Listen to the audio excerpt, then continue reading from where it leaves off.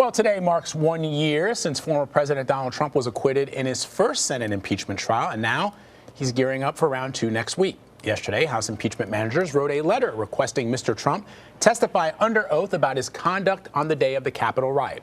His lawyers quickly rejected the notion, saying he will not be doing that. So for more on this, let's bring in CBS News legal expert and analyst Rikki Klieman.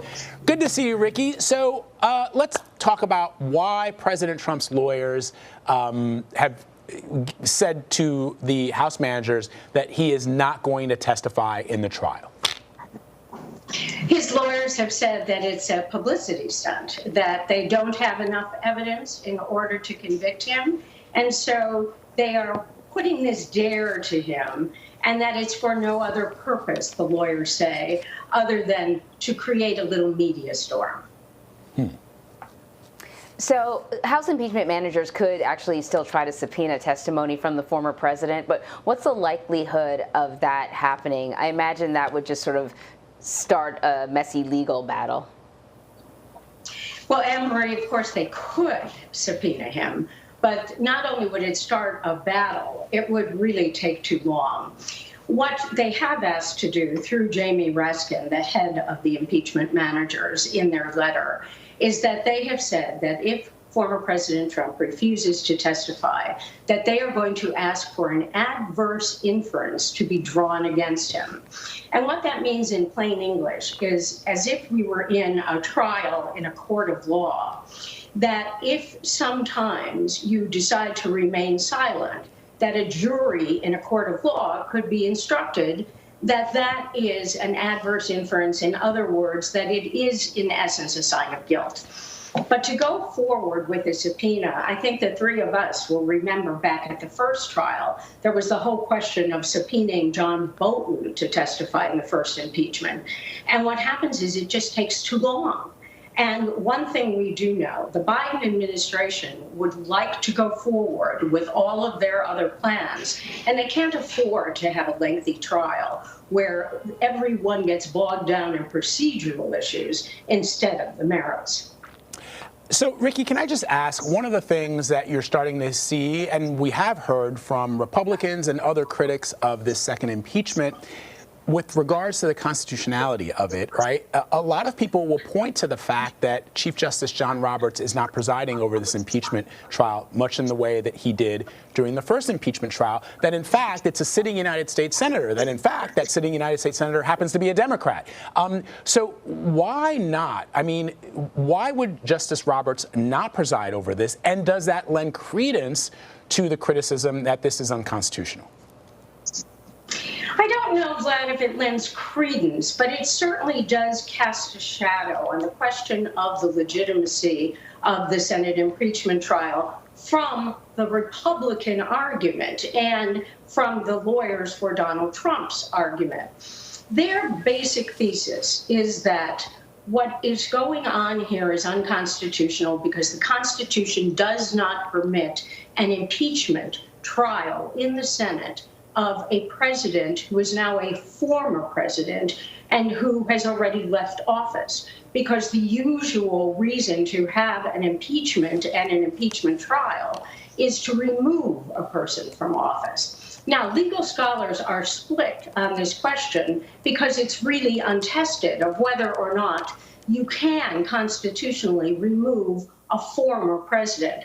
But the weight of legal authority, at least from those who we look to, professors and constitutional scholars, the weight of authority is that this is a legitimate proceeding.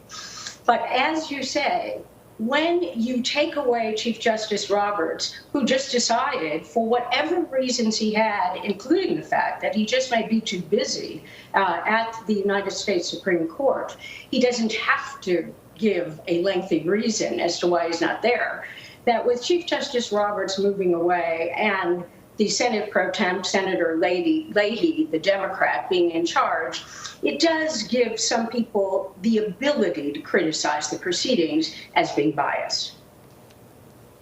So that's sort of one component of the president's defense, as we understand it right now, that this whole process is unconstitutional anyway because he's not even the president anymore, so he can't do that. But then the other component of it is he's not guilty of what he's being accused of. Does that counter argument have weight? What you're going to find, Anne Marie, is that the lawyers are going to go forward for Donald Trump on two tracks. One is the whole proceeding is unconstitutional, and the second is that even if it's constitutional, that he should not be found, he should not be convicted in an impeachment proceeding. By the way, it would be the same defense in a criminal court if he had been charged or were to be charged with inciting an insurrection or inciting a riot. What his defense is that anything he said was clearly permissible within the boundaries of the First Amendment, that you can have political rhetoric that he made under his First Amendment freedoms, and that therefore he's not guilty of a crime. The counter argument to that from the impeachment managers is obvious. It's that what he said was simply the same idea of saying fire in a crowded theater, that what he said was leading to imminent violence. That is not protected speech. Hey, Ricky, sorry, Vlad, let me just jump in because we hear a lot about this whole fire in a crowded theater. That's like the example that's often used. Can you just kind of like explain that for us? You know, why is that the example? What is it supposed to be showing when we use that as an example of not protected speech?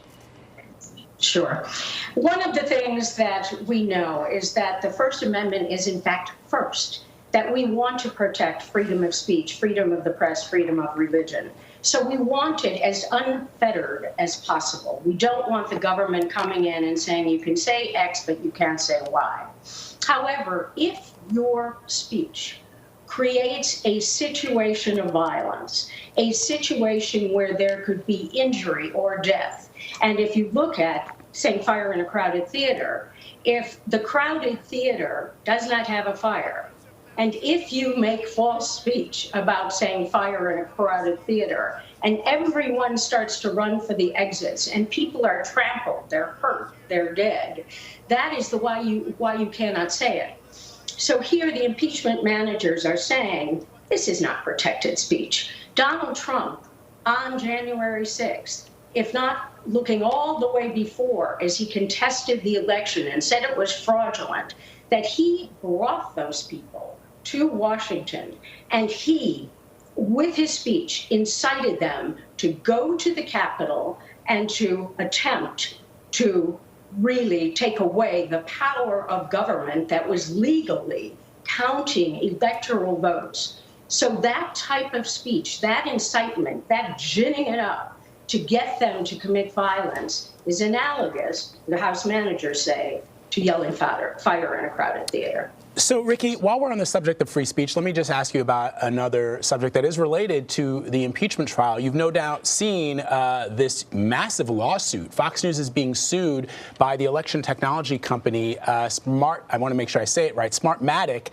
for $2.7 billion. And in the suit, they've named some of Fox's biggest stars, including Maria Bartiromo, Jeanine Pirro, Lou Dobbs, and also Rudy Giuliani and Sidney Powell, lawyers for the President of the United States. Now, I know that these cases are often really, really difficult to prove in court. But on the other hand, if they can prove that, and correct me if I'm wrong, if they can prove that these anchors and these people knew what they were saying on the air, which is what Smartmatic says are lies about the election, that the election was stolen, that somehow this company was involved in a rigged election, then that would be enough for them to at least win on the merits. And I understand, of course, it's a slippery slope for a company to sue reporters and journalism. So I get that too. But I'm just wondering if you think that they have a solid case.